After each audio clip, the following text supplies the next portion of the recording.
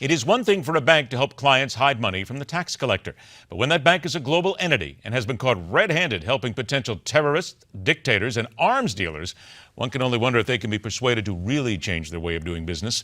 We get the business done with the Newsmax Director of Financial Newsletters, the money master who guides us through the world of bulls, bears, and bucks.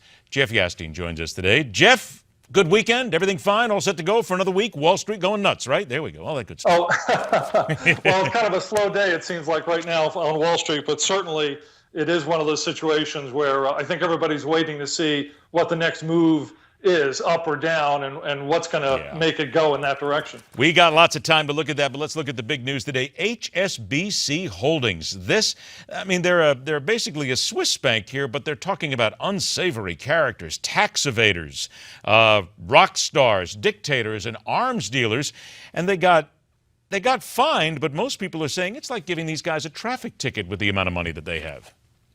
Yeah, I think what's going on here is, as you were sort of intimating there, the major theme of this story has been out there for quite a long time. But today's news was driven by an investigative journalism group that got a hold of a slew of emails that really spell out how, in minute detail, how HSBC Swiss bank, how it operated, and it just sort of splashes it all over the headlines one more time and really illustrates why it's such a terrible story in terms of, not terrible story for news, but a terrible story for all of us, and showing the abuses going on at that level. I would imagine, though, that because we're talking about a certain level of banking here, and let's be very honest here, global banking, that nobody is really shocked in order to see something like this happening. No, certainly not. And it's just more when you read the details as far as HSBC Swiss bank routinely allowing clients to withdraw bricks of cash, often in foreign currencies. I'm reading this from a Reuters report.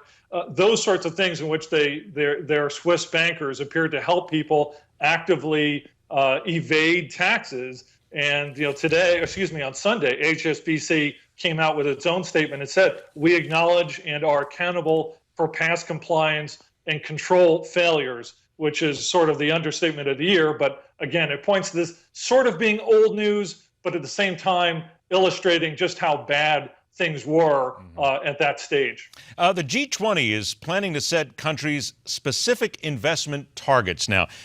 Some people saying that this will likely fail. What is this all about, telling a country to set a specific target? What's going on here is, the G20 is the United States, most of the European countries, China, Australia, Argentina, Saudi Arabia, and some others. And what's going on, because so many of these countries, the economic environment is depressed, they're basically saying, or a proposal to say, let's have specific targets that each of these G20 countries must invest into their country. We're talking about essentially infrastructure spending on sewers and roads and bridges and dams and those sorts of things.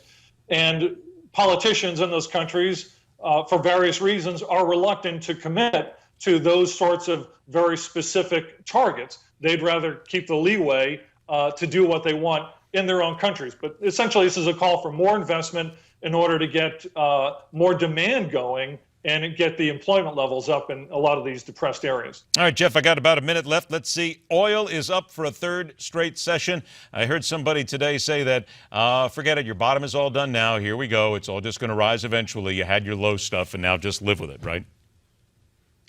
Well, we talked a little bit about this last week. You just never know with something as volatile as the oil market, in which sometimes it moves higher for reasons that don't seem all that obvious, and other times it does. The key thing is here, usually markets, when they really bottom, they move back to their lows, and then you see them rise again. In this case, if oil kept going here, it would be what a chart technician who reads price charts all the time would say. It's a V-shaped bottom. V as in victory, for lack of a better way to put it. And we do not know whether that's in fact the bottom or just more lows still to come. All right, people, if you wanted to go out and buy that gas guzzler that gets about 10 gallons a mile, forget it. This is not the good time to do it, in case you were wondering, all right? Reminder to everybody here, if you want to find out what's happening in money, do yourself a favor 24/7. Go to Newsmax.com, click on the Money tab, and you'll find out exactly what Jeff and the team are covering there. Also, don't forget to get your copy of the Warren Buffett's Next Door by visiting FIR411.com. Jeff, always a pleasure, my friend. Thanks for joining us. We'll catch you later this week. Thanks, Ed. All right, buddy. Manipulating money is one way of doing the dirty international deed. We turn to another form of aiding terror after the break. This one much more insidious and much more deadly. It's right here on MidPoint.